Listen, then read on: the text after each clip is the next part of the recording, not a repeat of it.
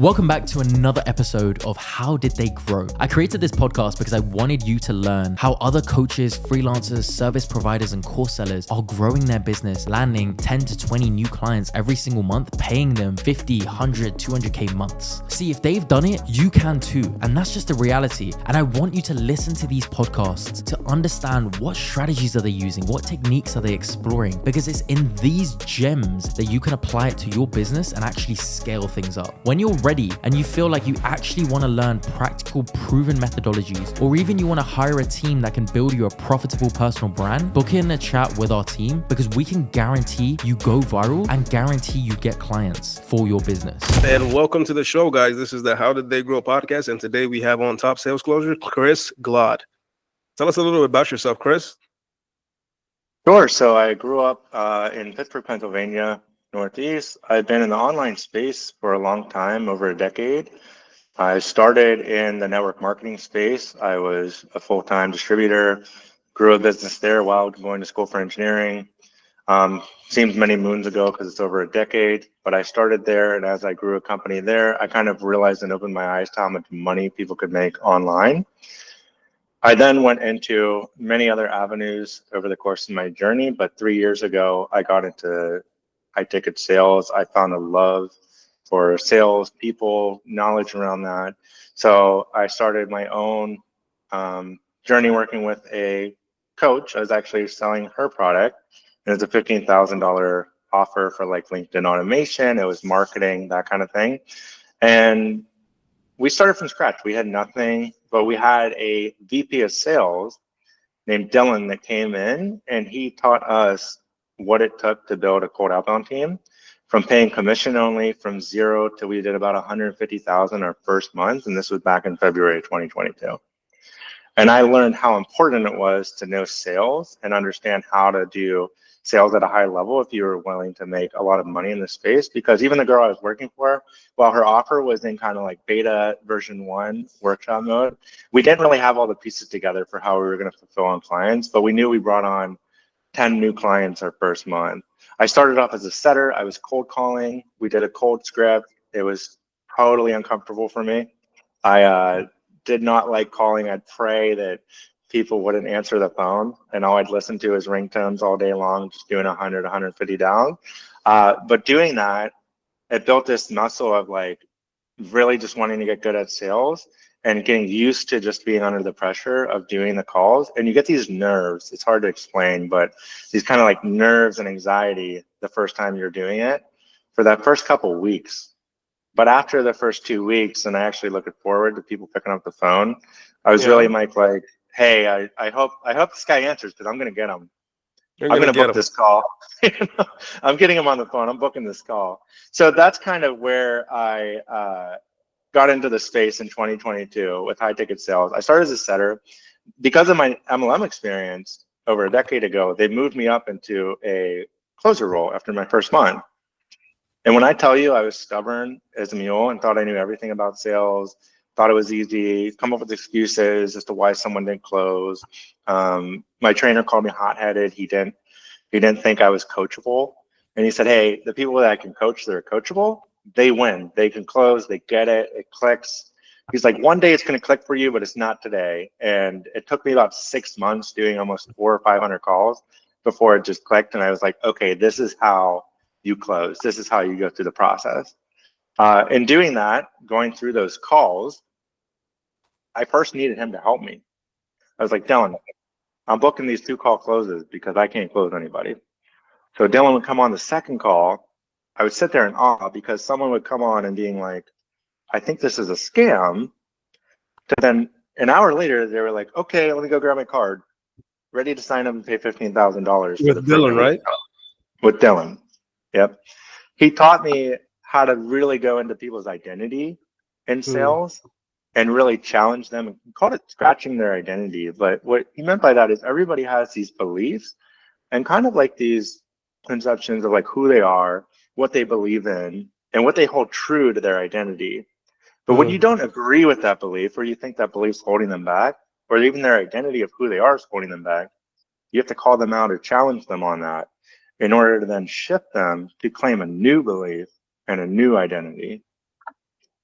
But by doing that, we were able to get people that were totally cold, and I'm telling you, they would like cross their arms on the call when we first got on with them, to then they're leaning in and then ready to pay at the end of the call. Without challenging them, there's no way you're going to do that. A lot of sales reps, they were like order takers. They come on, everything's very surface level. They just go question to question. They don't go deep. They don't get into those root causes and identity. So they can't make that shift to get somebody to buy. So Dylan taught me to do that really well. In 6 months, it probably really clicked for me that I got really good at what we call discovery within sales. And once I was really good at discovery, then I was able to dive deep and actually get people to feel like I was the only solution. We had somebody sell their Corvette to pay for our program. We had somebody have $18,000 in their account, cry on the phone, and give us the last $15,000 with $3,000 left. So while we were really genuine about helping these people, it almost felt unethical. This guy's selling his Corvette with the hopes that our marketing agency selling LinkedIn automation was going to help his business scale and make it work for him, or even giving his last 15 grand. But that's discovery, that's identity, just scratching that identity, going in. He called stabbing a wound and then making that wound hurt by digging around in there before building them back up to claim this new identity. But in my journey, that's kind of what happened. I got into the sales space. I was lucky to start with Dylan. After 1 year with Dylan, I had a coworker who then went to go work for a big name in the space, Tanner Chittister. He's done about 100 some million now in coaching sales as a coach. He has a team of about 80, huge team. And I was able to come in and tell him, hey, I could probably build out your cold outbound process. I was doing it with this other girl and it worked well. We were doing 6 figures a month. So I could probably come in and do that for you, help you build the whole thing from scratch. So I was able to manage a team of setters, help them meet their KPIs in terms of booked appointments. And just through that process, we were booking 12 to 14 appointments a day from cold outbound. He was working with fitness coaches mostly, primarily for that offer. So we were able to do that and then get them to a sales call. And then I was training those sales reps and trying to help them hit KPIs for what they should close on a cold sales team. So we did that for a little bit, ramping that team up. Then I moved as an inbound closer for him. And like really through this time, I just loved sales. I loved everything about talking to people all day long, connecting with them. And it was like the first step of them getting help, right? So they would come in, they would first realize they need the help, claim that they wanted the help and wanted to be this new person. And then it's the first step of just helping them. But I found that I had a love for more than that. Like I wanted to actually get them results after the fact. So even working with Tanner, once I knew discovery and tearing them down and like building them back up, scratching that identity and getting them to claim the new identity. Well, from there, I was able to then learn, well, what happens after that when you pitch, when you do objection handling and challenge their beliefs, when you push for the close, all those different elements of sales coaching, I was able to learn from Tanner, his brother, Gentry. So working with Gentry just really honed in and made my skills go to the kind of that next level. Once I was able to combine that part of sales training, the pitching and the objection handling, coupled with the discovery. And then working for him, I mean, I had crazy good numbers. I was one of the top reps at the girl that I went to next after Tanner. And then from there, they let me work with their clients. I was coaching about 100 clients on sales and said, hey, you know what? I need to start my own business. I need to take on my own clients that I coach and not just be a coach or a rep for somebody else. And that's what took me, to where my business started to grow today. So long-winded version, but that's the problem. Amazing. And how long ago did you just pull out and say, hey, I'm going to start my own stuff? About a year ago, I started dabbling with it. We had one client saying, hey, I'll pay you a little extra on the side if you can coach me and help me. I'll give you a monthly retainer. And I said, okay, I'll give it a shot. They ended up having a closer. That closer closed like 8 paid in fulls within 1 month of coaching. Never was closing paid in fulls, was always payment plans. And they kept me around. And then I had another person that reached out and was like, hey, I have a fitness offer. I would love to be able to close high ticket. Started coaching them. So yeah, a year ago, my journey started to the point that I wanted to test it a little bit. So I would just cold DM someone from their ad. They would be like, what do you do? I'd be like, I'm a sales coach. They'd be like, I need help with that. I'm like, okay, well, I could probably help you. Jump on a sales call with them, close them on a retainer. So it's been because of the game of how like a sales process and sales works. A year ago, it's been like this journey of just testing things, but I really think that when you know sales, you could scale very quickly. I think that's what a lot of business owners and coaches kind of miss, is that business is just sales. At the end of the day, you need leads and you need to close the leads for your business. It's not your offer and what you do and what you're good at. And that's what a lot of people wear that hat of, like, I'm a coach or I'm a Yeah. business owner. This is what I do. This is what I'm good at. But they don't ever really realize that in their business that they want to build, they have to do sales. They have to work their leads. They have to grow. But yeah, a year ago, to answer your question, a year ago, I really started taking on my own clients. Amazing, amazing. And you said a lot about cold DMing. Is that the only strategy you had for like getting clients? Did you do anything with social media? So cold DMing is pretty hard. You have to have, if you're going to do it at scale, you have to have a really good script for it. So it's the frame for it. So right now, yes, I've only done cold DMs. I have not leveraged my socials whatsoever to start building an audience, doing any kind of organic growth, which is ironic because the person I work for, that's what we sell. We sell organic growth. So I'm curious, that is that kind of like a strategy you're trying to like lean away from building that personal brand? Is that what you're trying to do? Or is it just something you've never gotten into? yeah, I think that no, I don't think it's not. I think there's okay. So if I had to look at lead flow and bringing people in from somewhere, there's really like 4 ways to do it. The first way is going to be PR work, networking, referrals, word of mouth. That's kind of where everyone starts, and it's a lot of effort. There's a lot of testing and things like that, and usually it can convert pretty well. And that's what a lot of people do, and that's kind of even what I started with. Hey, this person needs some help. This person needs some help. The second way then is cold outreach, which it just deteriorates people. Like, they don't want to do it. They get very frustrated and stuck because they don't have the ability or skill set to do a set with cold outreach. They don't know how to properly create a frame for it that doesn't sound like anyone else. I mean, you know probably as well as I do, Mike, it's, hey, how are you? And then you get hung up on. That's not a good frame. You have to come up with a great frame. When I worked with, her name was Laura, and Dylan created a partnership frame. So we did a partnership frame and we disqualified people from a partnership because they didn't fit the portfolio companies we were looking for. And then they would ask, well, how can we work with you if we can't partner? And from there, we would talk about our 15K program, but you really have to challenge them and go into it if you're doing a cold frame like that. So framing, they just have a bad frame with cold DM. So I still believe the strategy works really well. Cold DM is a great strategy. It doesn't cost you anything.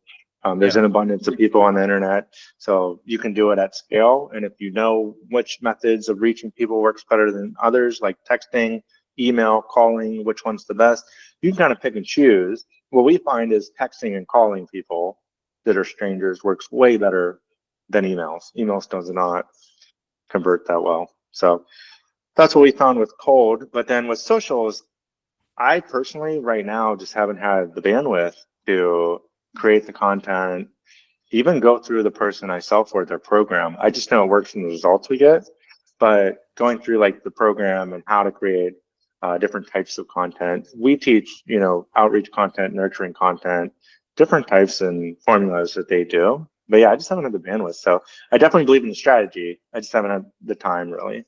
And then paid ads, what I'd recommend is not doing paid ads unless you're making at least 20 to 25,000 a month. Yeah. And you have a pretty good budget to test and play around with things, especially with marinating that pixel and trying to figure it out. But yeah, I think both those strategies, if I was to start, would be like a cold strategy and coupled with a organic strategy.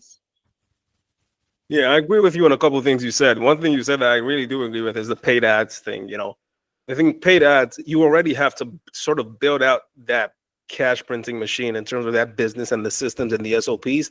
Then you can fucking, throw money at it and watch it multiply. You know what I mean? In terms of ads.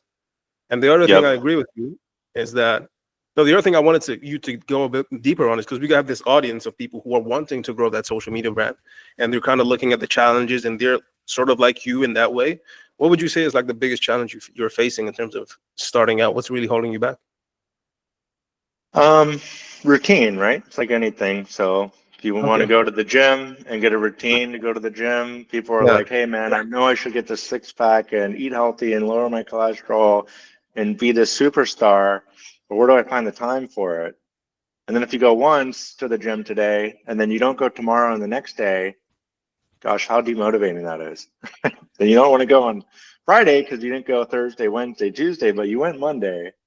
So sometimes people just have this kind of all-in mentality where, at least for me, it's like I have to actually put the time in, go all in with the strategy for posting, for staying consistent, for focusing on a content strategy in general. So I'm not just posting and praying, but all of that in terms of consistency. I think that's the biggest reason is creating that routine and just knowing like what your schedule, where it's going to fit. A lot of business owners, I'm sure they have like lives, so they have children, all this stuff that they have to tend to. Yeah. They got clients, they got their own, they're doing everything in the business already. So it's hard for them just to even only create content and do it in an effective manner with the content strategy that's going to work. Or usually there's two types of people. There's people that do create content and they're doing it so much, but they're getting 100, 200, 300 views a video and it's not working, but they've been doing it for months. So why continue? Defeated. Or they just don't know how to create content. So they never start, right? It's usually those two types of people. I think like within my own space, it's routine. It's having something that I can stay consistent with and then being able to have the formula for like editing and everything that's going to be worth my time. Because content's an algorithm. If I called you today, it's not an algorithm. I'm in control. If you answer the phone, I got you. I'm gonna get you on a call. The algorithm posting and hoping it pulls people in, it's hard for people to know if it's gonna work or not work.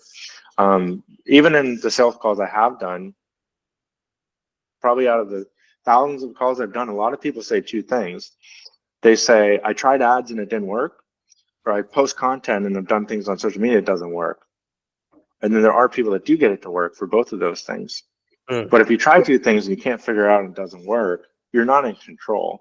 So I think that's a big problem for a lot of people is they're not in control when it comes to social media or when it comes to ads. They don't feel like they have the control.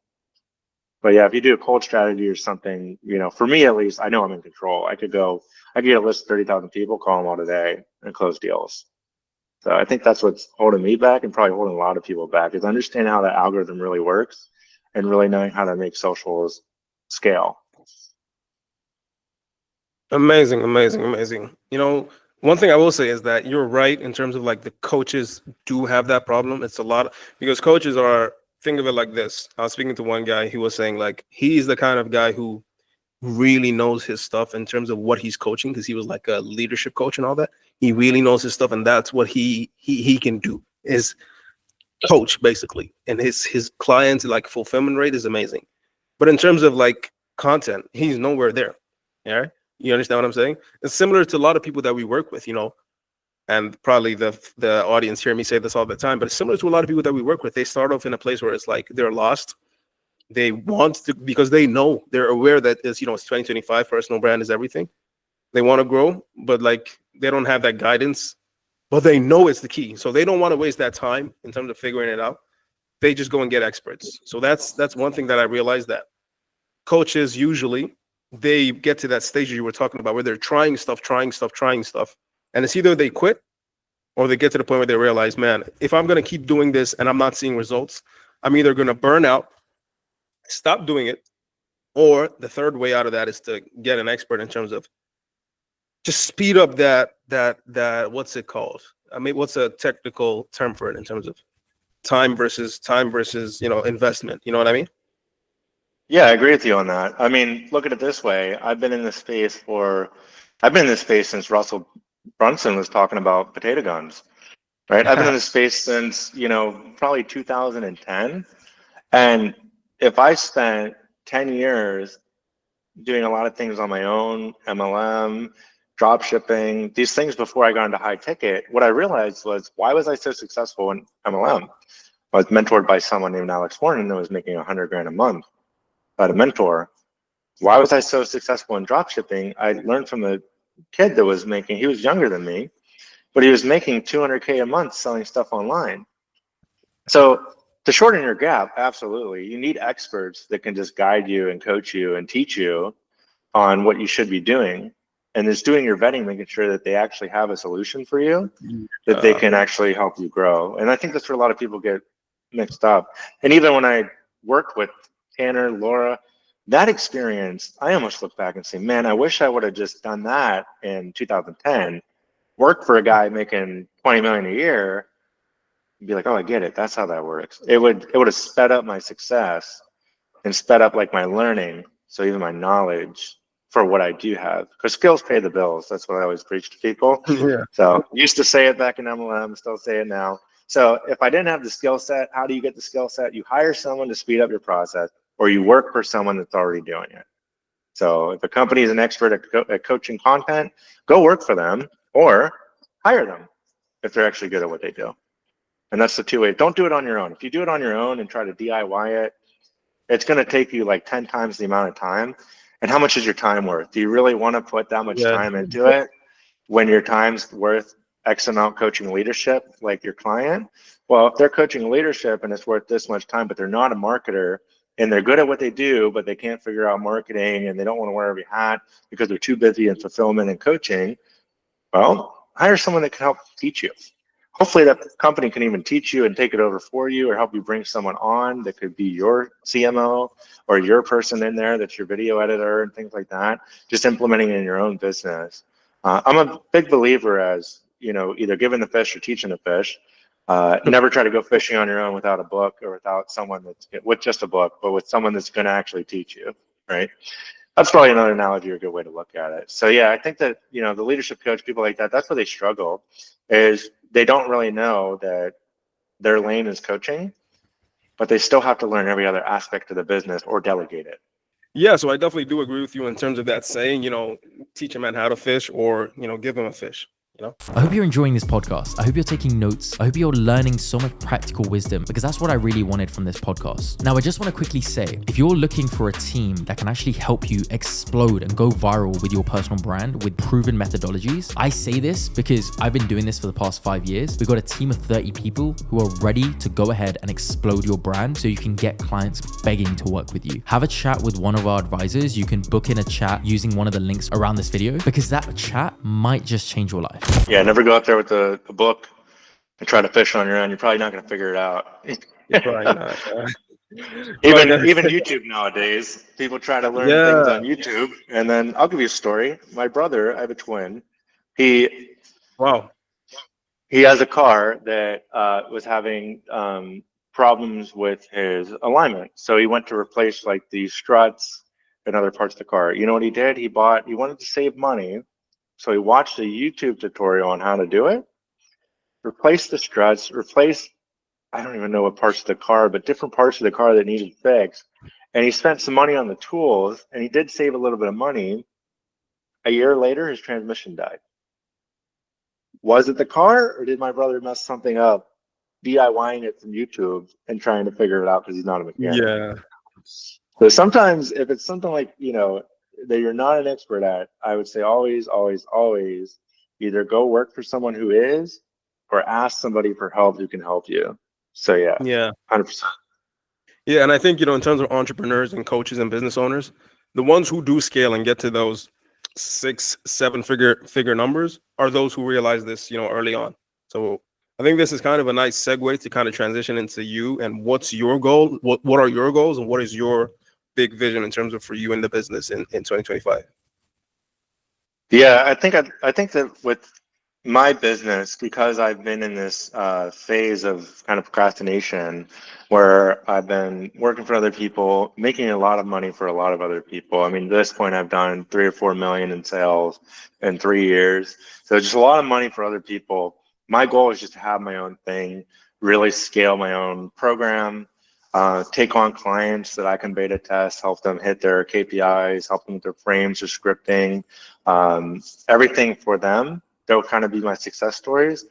Even though I have a lot from coaching clients for the girl that I work for, I think personally, I just want to have my own thing ready to go, launch. Everything's built out from a systematized offer standpoint. I don't want to be doing one-on-one calls and jam-packing those calls with my knowledge, expertise, and trying to move the needle. While that works, I would rather have everything that they can go through an awesome process for my version 1 of my offer then go through like version 2 of my offer. Because right now I just meet a lot of people on Zoom. We just do one-on-ones. I have some, PDFs. I have different things that I give people that work, but it's not systematized. So systematizing my offer to scale, and then starting to build out my processes for organic, even cold outbound. I have, a list of coaches. When we did that with Laura, we had 200,000 coaches that we scraped that we would cold call over the span of a year.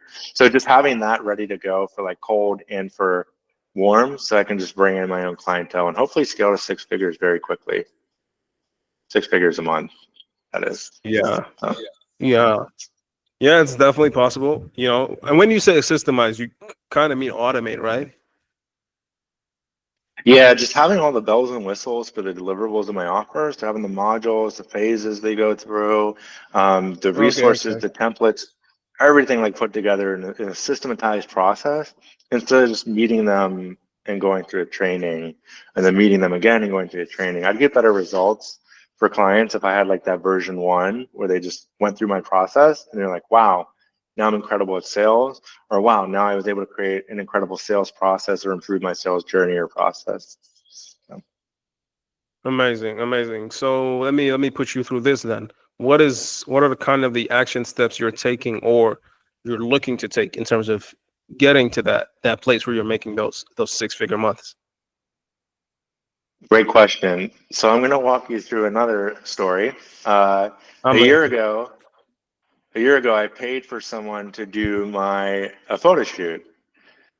And the photo shoot, we did the photos and they were supposed to edit them. And here we are a year later, and they have not edited them or completed them. A year ago, I paid someone a large amount of money to do a website and start building out some of my Funnels. components for my brand. Yep, funnels and all that. Within Go High Level is a platform that I live by, but Go High Level and within my personal stuff, paid the money. Here we are a year later. I bet you coaches have a hard time with finding and sourcing experts or people that can get the work done. They can actually do what they're paid for, get the work done. That's a hard component too. It's same thing like with, a lot of business owners, they try to hire a closer. It's extremely hard to find a good closer that can close deals.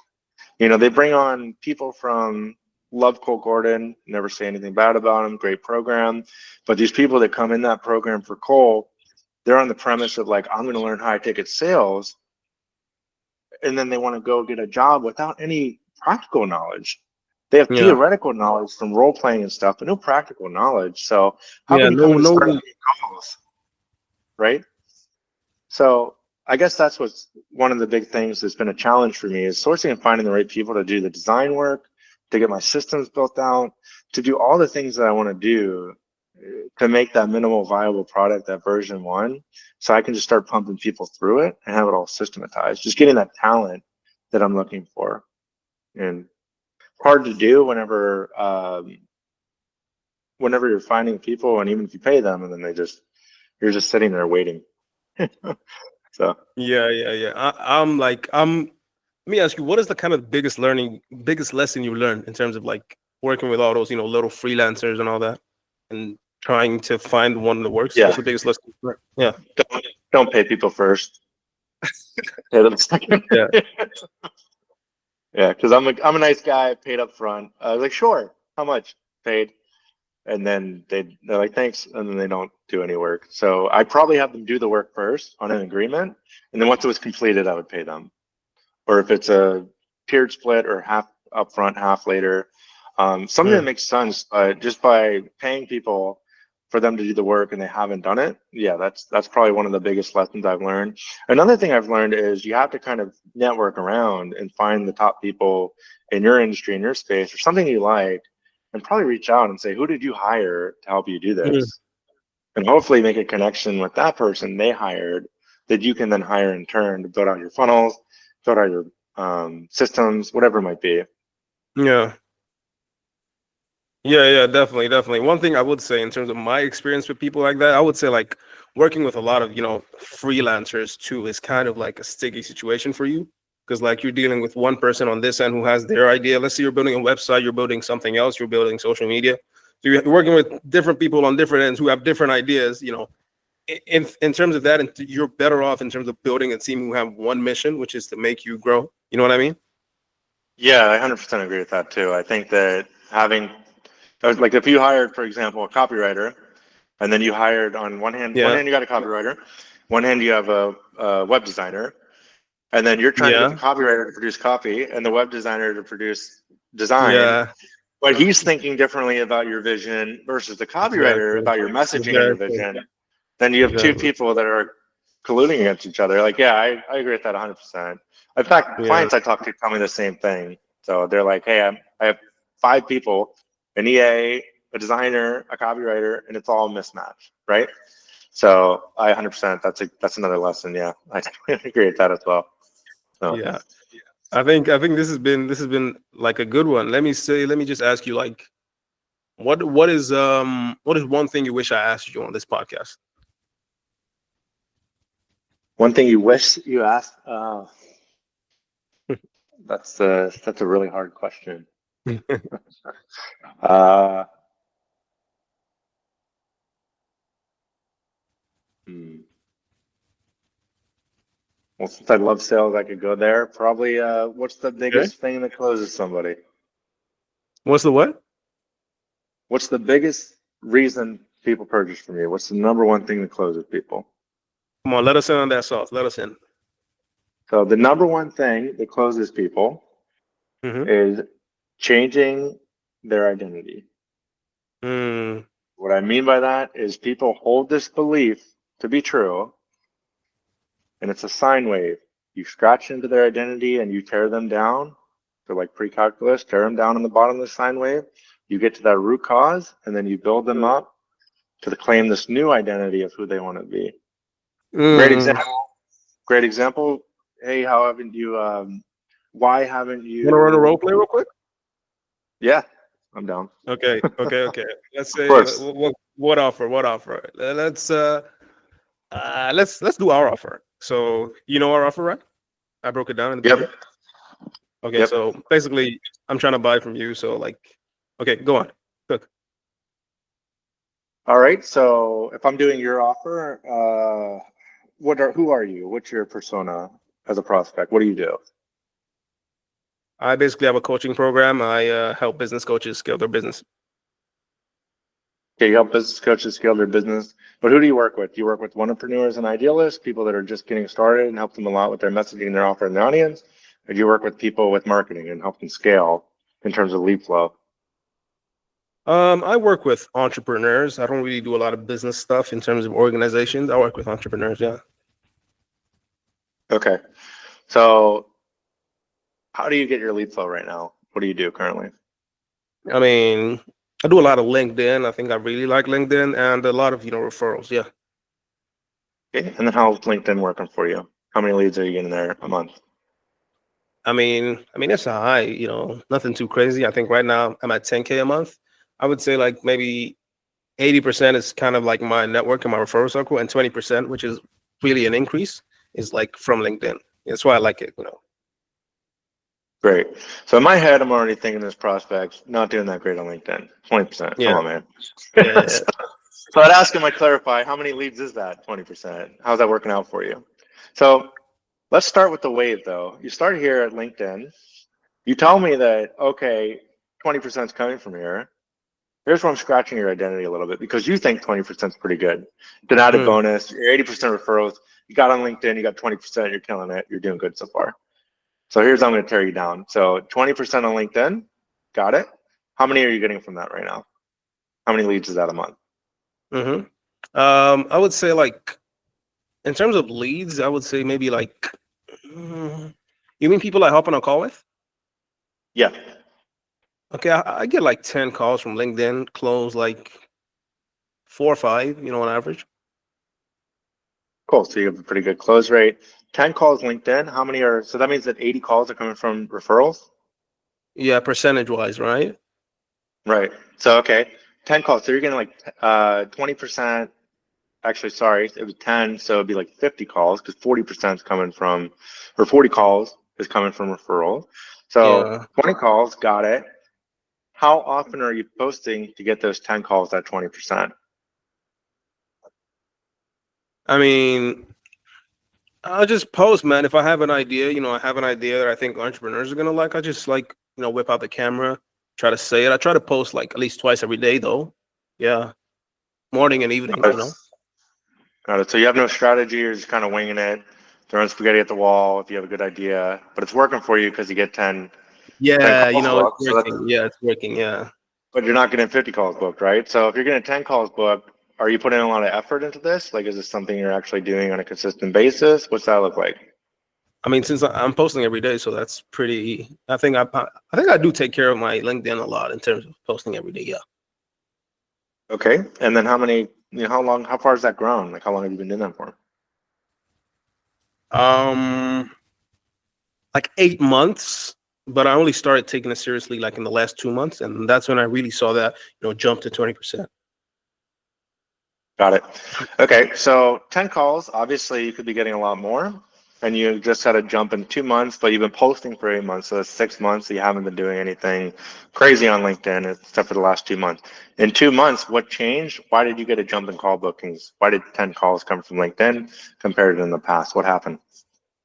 Maybe just putting myself more, out there. So you've been posting more. Okay. All right. So obviously you're only on LinkedIn. Are you using any other channels for outreach? Are you using Instagram, TikTok, Pinterest, Facebook, any other short form platforms? I mean, Instagram is really like for the Gen Zs now, and TikTok too. I think I kind of find my client base on LinkedIn. Gotcha. Cool. So here's where we're at. We tore you down a little bit. We're getting to the bottom, but you're challenging me with silly beliefs. So remember I said that Yeah, your beliefs are silly. Number one, LinkedIn's the only place my people are at. No one's on Instagram. yeah, Number yeah, two, I'm doing great.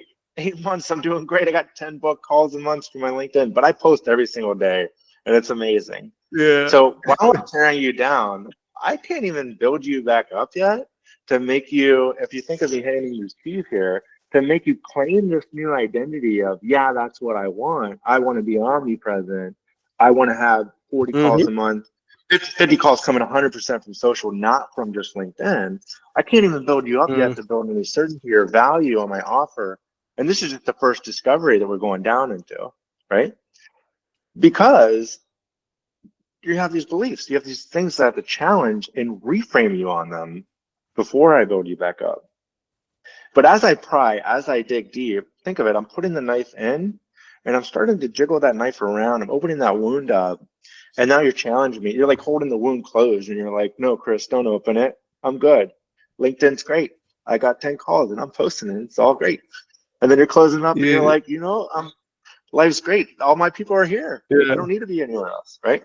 So in a prospect, in your case, I would have to reframe your belief, reframe you to make you realize that your leads are on Instagram, that you're losing out tons of money because you're not on other channels. You're not on Instagram, you're not on TikTok, mm, you're not on Pinterest. Any platform's good for outreach. Twitter, any of these platforms are good for outreach if you can get more exposure, more visibility, more brand salience and presence on this platform. So first I have to challenge you, reframe that belief, and then I have to reframe your belief that you're not doing good. 10 calls and you're posting daily on LinkedIn for 8 months. That's not very good. yeah. So first I would say, do you feel that, 10 calls is enough from LinkedIn? Is that where you want to be? I guess I'm confused. Like if everything's great with your call booking, you're getting 10 calls. In other words, why are you here? That's what I'm thinking in my head. So 10 calls is great. I mean, is that where you want to be? Do you want to grow it even more? Are you happy with the snail's pace? What's going on there, Mike? Then you I tell mean, me, good. yeah. Good, let's role play. Good. Okay. I mean, I could be doing better in terms of like I see my peers in the space. They're doing a lot. They're doing better. 20K, 30K. Some even getting up to six digits, six figures. So yeah, that's Okay. why I'm on this call. Trying to see what I can do. Okay, and look at it this way. How long have you been building your network up, your referrals? You're getting 40 calls from that. How long has that been that you've been doing that? Has it been your whole career? Yeah, basically, just people you work with, people you connect with at events and all that. Okay, so all this like PR, word of mouth, referral, all this work got you to 40 calls, and it's a lot of work, and it's your whole career. And Mm. now you're almost a year into LinkedIn, and you're only getting 10 calls a month. And then you have a peer that's getting 40K, 50K, 60K a month from LinkedIn, but you haven't replicated that success. So I know you said LinkedIn, you've been posting every day and it's been going well, but it doesn't sound like it's been actually meeting your expectations. Correct me if I'm wrong, but it seems like you're looking to get to 40, 50, 60K a month from LinkedIn. Is that right? I mean, yeah, that would be amazing, in terms of just being able to bring more money in and, just trying to scale the business. Yeah. So right there, I did a reframe. And what I did was I dangled the keys and you claimed it. You said, yeah, I want that. So if you go Mm. against me later, I'm going to bring that back up because you gave me a box of ammo. I'm going to bring that back up and say, hey, listen, Mike, you told me you wanted to get a 40, 50, 60K, and you haven't been getting the results you've been looking for, like your friends that you see. Is that true or are you a liar? But I don't say, are you a liar? But I'm going to make you Yeah. feel that way. And you're going to be like, no, no, no, that's true. I do want that. So I'm having you reclaim it if you challenge me later. But that would be a reframe on that belief. So right there, I did tear you down, and then I used a reframe at the bottom to paint this picture of where you're at. Use that reframe at the bottom, and then when you claim this new person of I want to be like my friend, making 60K, 40K, 50K a month, I built you back up, creating certainty around social media, which is my offer that we haven't even talked about. Next belief I go into, I want to stab on. You said your clients aren't on TikTok, Instagram, Pinterest, Facebook, other Yeah. platforms. You said they're they're all on LinkedIn. This is where they stay. They're at the cool kids table. They don't sit at other tables, right? So I would tear you down on that and challenge you on that belief as well. And if I can reframe that belief, I can get you to realize the importance of Instagram, TikTok, and how other coaches in the space are making a killing from just Instagram and just TikTok. And I can dangle those keys and belief around using Instagram and TikTok. And I could use stories, client examples. I could use our personal story, what my company went through. I can use people that they know, make it common knowledge. Hey, you say no one's on there, but there's celebrities, people like millions of followers on there. Or Alex Hormozy, you know Alex Hormozy, right? He's got 4 Yeah. million Instagram followers. You think he doesn't make any money off that? No, his people aren't there. They're all on LinkedIn, right? Is that what you think? But I reframe as I tear. They say, no, you want to be like Alex Hormozy, don't you want to be omnipresent and have a bunch of people? They claim that new belief as well. So sometimes, discovery prospects, they have beliefs. They hold them true. They're their identity. They're who they are. They're what they truly believe. So we have to, if they have silly beliefs, challenge and change those beliefs to make them actually buy into your offer. And as we go Mm. down, as we build them up, that's all discovery is. It's a 40-minute sine wave of tearing them down, building them back up to get them to realize, okay, this is the new identity at the top of the wave, the new identity that I've claimed the whole time I want to be. And at the bottom of the wave, my identity flaws of who I am and where my beliefs lie that are flawed. And I've become vulnerable in letting you open up that wound and make it hurt to show you those flaws. Right. But yeah, Amazing. that's what I Amazing. Amazing. teach on that. No, of course. Amazing. Amazing. That was an amazing experience, man. I ain't gonna cap. Like, yeah, man, this is a lot of sauce, the audience, I'm sure the audience, the coaches and the experts in the audience will appreciate that sauce.